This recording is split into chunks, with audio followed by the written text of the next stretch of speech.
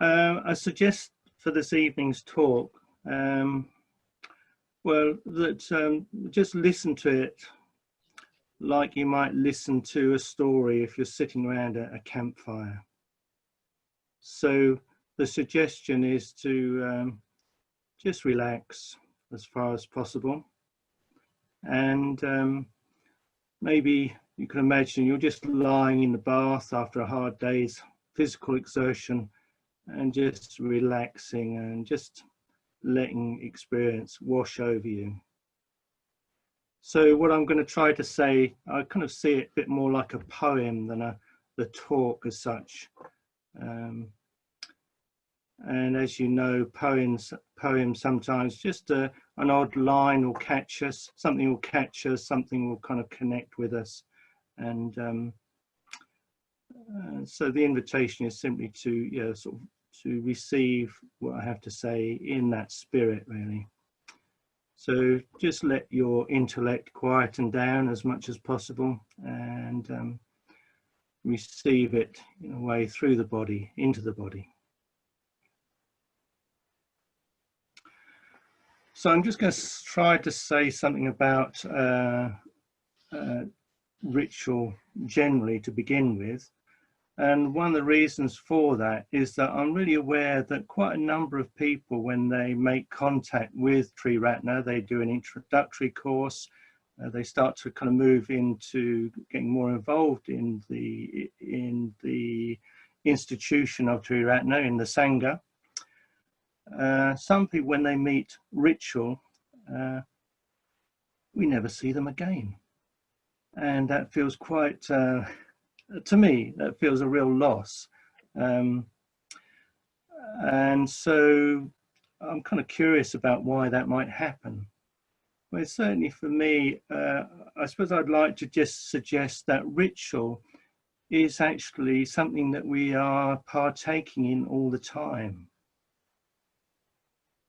So I'm wondering, for instance, I imagine that many of us have a bedtime ritual. We do things in a particular way to get ready for bed. And certainly I know some of you have a very precise tea making ritual. So these things aren't unusual in our lives. Ritual is integral actually to much of what we do. We also might have the greeting ritual.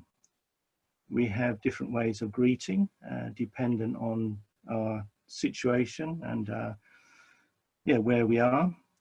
And the other thing that maybe to mention, particularly in this time of COVID, is that we might have rituals that we use to reduce anxiety and stress. So I think why I'm starting with that is just to acknowledge that ritual is actually something that we do partake in. And I'm trying to suggest that it's not so weird, really. And I think what's interesting is that to the outsider, someone who's not part of our own ritual, part of the ritual itself, the actions, the words, the gestures, the objects that are used may appear irrational or illogical from the outside. But of course, those within the ritual, these objects, these ways of being, these ways of relating, make complete sense. There's a real logic to them, there's a value to them, and every part of the ritual performs a specific function.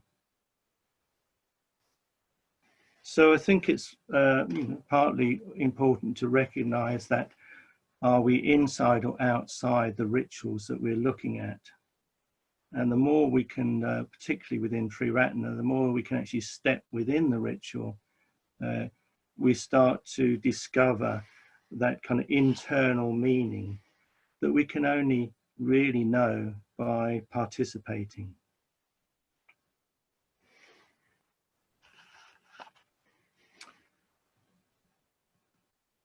So what is a ritual? I think the first thing to say is a ritual is an action. It's not just an idea. It's not about having any particular knowledge. It's certainly not about having any particular insight.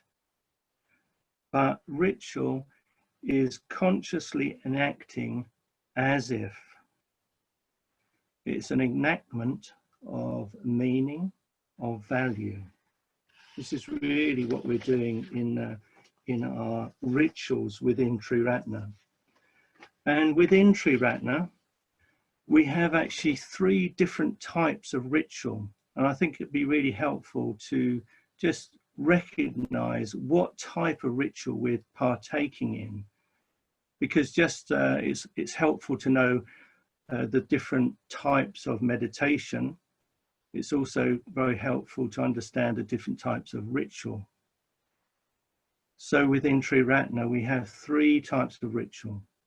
We have rituals of continuity, we have rituals of alignment, and we have rituals of initiation.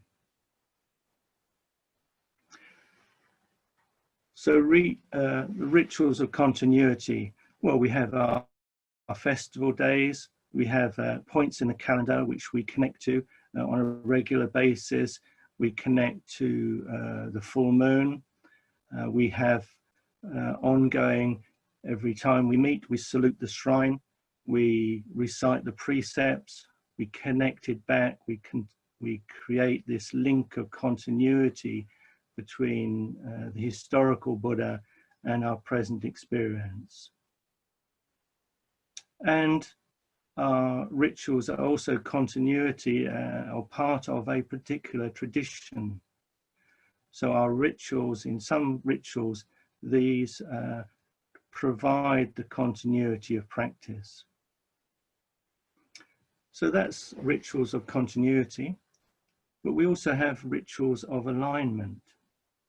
And I'd say these are the rituals, the ritual chanting of the precepts, the ritual of puja, the ritual of mantra, the ritual of shrine building, and the rituals of meditation.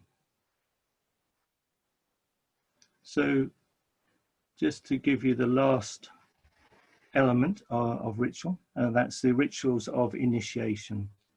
So initiations within Triratna, we have the mitra ceremony, we have the ordination ceremony, and we have what we describe as sadhana meditations. So I'm not going to say anything about those. I particularly want to focus tonight on the ritual of alignment. So the big question, of course, is, well, in our rituals, what are we aligning to? And I just would like to just say something really, again, trying to sort of bring it back to our own experience. So when we are standing awake in nature, we may feel we're part of the world. We are embedded, we're integral to the world. And this is our birthright. As human beings, this is our birthright, to feel embedded in the world. And yet, unfortunately, our conceptualizing, our strategic, our rational mind, it tends to separate us out. It tends to make a distance between ourselves and the world. And what we can start to do is we start to try to mold the world to meet our own desires, our own views. In fact, we begin to see the world through our views. So what rituals of alignment are trying to do is they're trying to remind us to wake us back up into a sacred world, a world of direct knowing, direct meeting of energies and insights that seem to enlarge us, that open us out and release us back into our natural state. And this natural state is where we are utterly connected to ourselves and the world. So the ritual of alignment allows us or encourages us to be woven back into the world. So ritual is an act of remembering. It's remembering and rebuilding a trust in something that we've always known. The ritual of alignment is attempting to bring us back to interconnectedness. The self-made boundaries fall away, and we see that we are held, witnessed, just as we are in and with the world.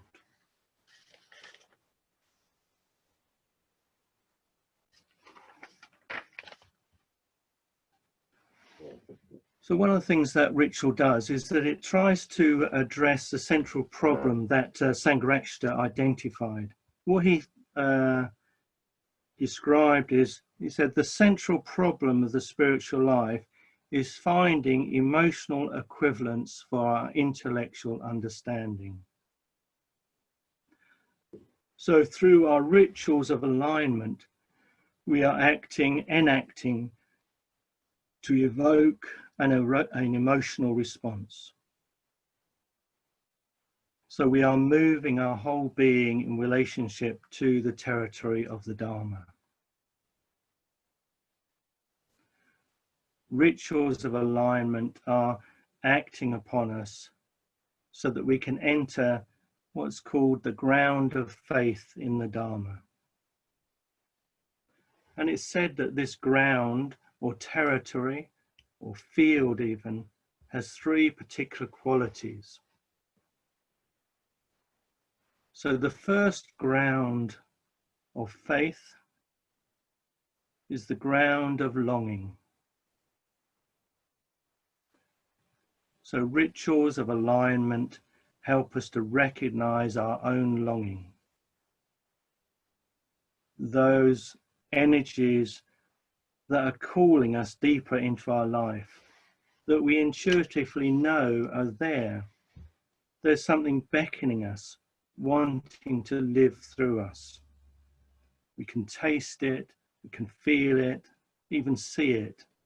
And rituals are a real key to drawing out that longing. A ritual is an acknowledgement of a call. So we bow as an act of recognition. We sing or call out a mantra as an act of longing. We make shrines to gather together symbols and objects that call us. So this is creating faith through longing, or recognizing faith in longing. So the second ground, second aspect, is that of lucidity. So in rituals of alignment, we notice possibly a heightening of perception, the brightening, the capacity to distinguish, to wake up into new ways of knowing. And these words, these phrases, these objects reveal themselves in their fullness, and we see them as they really are, rather than what we imagine or what we overlay onto them. Then the third ground is the ground of lived experience. So this is the receiving of meaning through the sensuous. It's embodiment within the ritual. It's receiving the world. It's acting from our values. It's living out of the meaning revealed through ritual. And through the ritual, we are carried back into our daily relational life, a life of interconnectedness.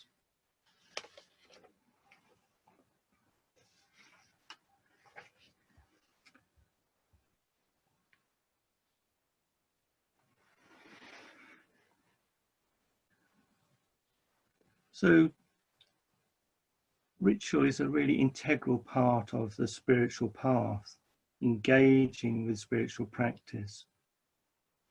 And what it does is it really unfolds the path that carries us, that brings us home to ourselves and to the world. It returns us into that natural connection, and it begins to soften what we describe as self and other, self and world. And it's a slow path.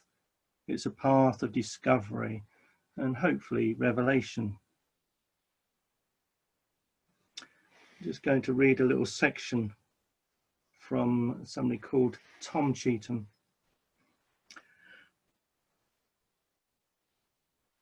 So it's talking about the arising of meaning. It most often comes only as the fragment of a song that we almost hear at the edge of the world we know. And even the dimmest memory of it can break your heart. Your autonomy is a fiction. And the goal of individuation is to learn that the real autonomy is to let go of what you think of as yourself. You are a song being sung elsewhere and resonating everywhere. So learn to let your drama unfold and follow the sound of the angel, always just on the threshold of consciousness. Listen, always listen for that faint song of the angel, whose voice it takes more than a lifetime to learn to hear.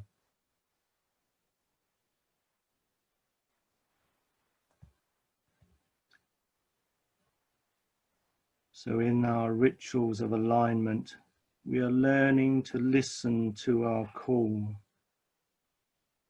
creating the conditions to really be able to hear the deeper calls into our life, allowing them to become lucid in our knowing and picking them up and carrying them in our being back into our life.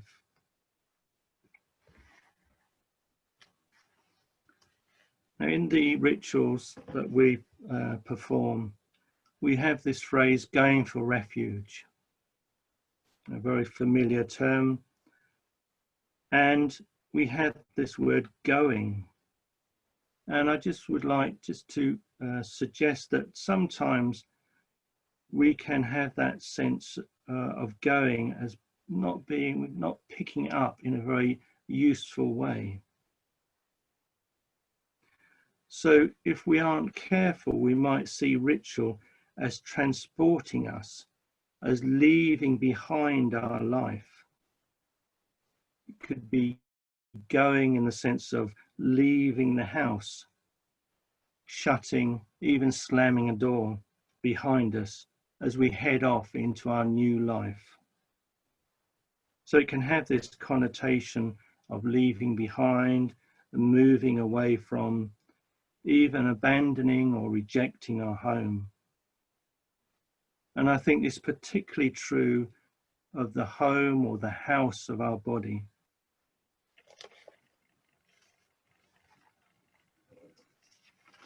I really wonder how many of us fear or distrust our own knowing through the body.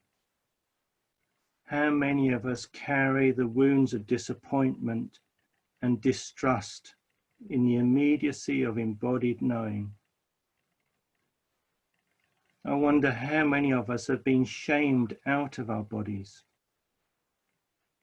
and how many of us have built a gilded cage of concepts, of views, and intellectual capacity to keep us safe, but only half alive.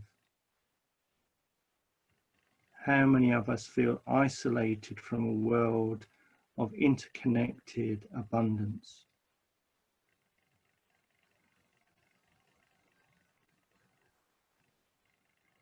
So rituals of alignment are really about listening, about hearing and witnessing through the body.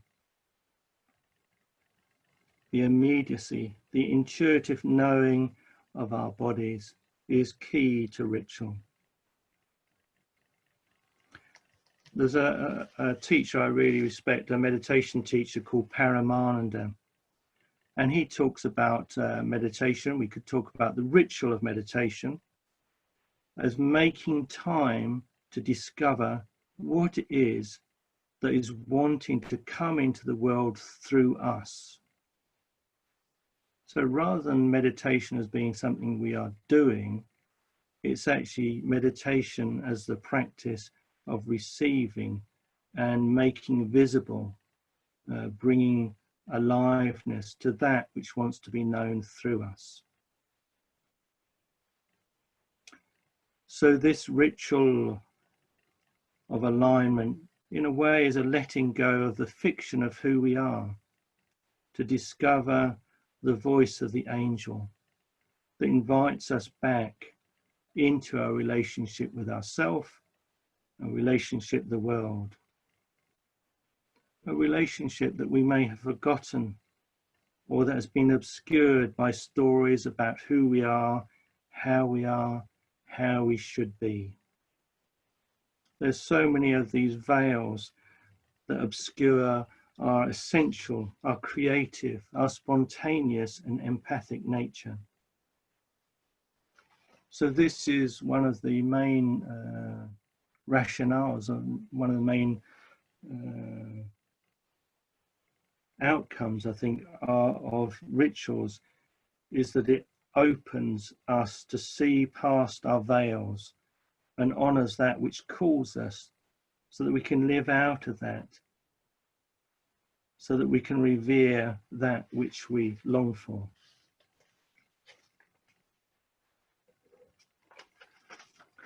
And this revering is really an important part of the spiritual life. It's really key to practice. So we have the Garava Sutta, which talks, it's a sort of episode from the Buddha's recently newly enlightened, awakened. And he says, or the sutta tells us, I've heard on one occasion when the Blessed One was newly self-awakened, he was staying at Uruvela on the banks of the Naranjara River at the foot of the goatherd's banyan tree. And then, whilst he was alone and in seclusion, this line of thinking arose in his awareness. One suffers if one dwells without reverence or deference.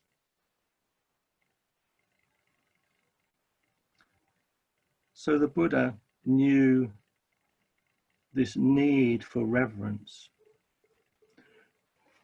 And the sutta continues here that he looks back over his many relationships and recognizes actually what he needs to, or what he can rely on, what he can revere, is the Dharma.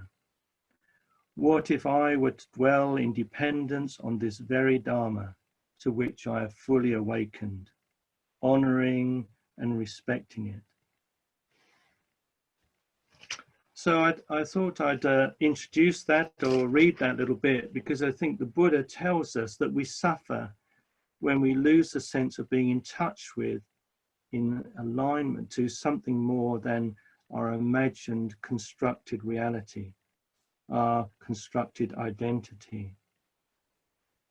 So rituals of alignment are there not to improve us, to impose some views upon our lives. They're not trying to disorientate us or make us act in a particular way. They're there primarily to rediscover our own longing, to bring a sensitivity to the lucid truth of the Dharma as a direct, living, felt experience. And these rituals are enacted. These are actions of movement, and importantly, the actions of speech. We speak out. We speak our longing. We call out our longing. So this is another quote from James Hillman. Words that lie dormant within and are not breathed into life and given some play on stage cannot heal the wounds that cripple and isolate the soul. Words to be animate, filled with anima, must have breath and body and a public airing. The more we hold back from the risk of speaking because of the semantic anxiety that keeps the soul in secret incommunicado, private and personal, the greater grows the credibility gap between what we are and what we say.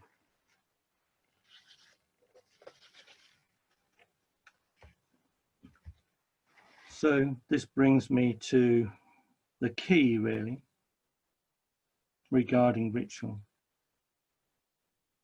The key is that we are using ritual, we are performing, we are acting out within ritual to feel this below the surface of all the words that we speak, to discover the meaning for us of our movement, of the images that arise in our minds, and the images that arise in us around the world. We discover the meaning of a flower or a stone or a candle or a tree. We actively look and listen and feel into our experience without predetermining what is there. So we're looking not literally, but what our experience is pointing to. So just like a word isn't fixed in meaning, just like any symbol, any object, any experience isn't fixed in meaning, we need to let the ritual soak into us and reveal itself, reveal the meanings in its own time. We could say that each word, each image, each phrase is an angel, a messenger, a mediator between our veiled surface mind and our essential nature. That which has always been beautiful, always been true, always liberated, always revering. So rituals of alignment lead us towards seeing ourselves and each other and the world with this utter simplicity. We settle and allow the world to speak, to become fully visible. We discover the suchness of the world. So we go for refuge to come home. We enact to be still. We listen to speak out of our deepest values.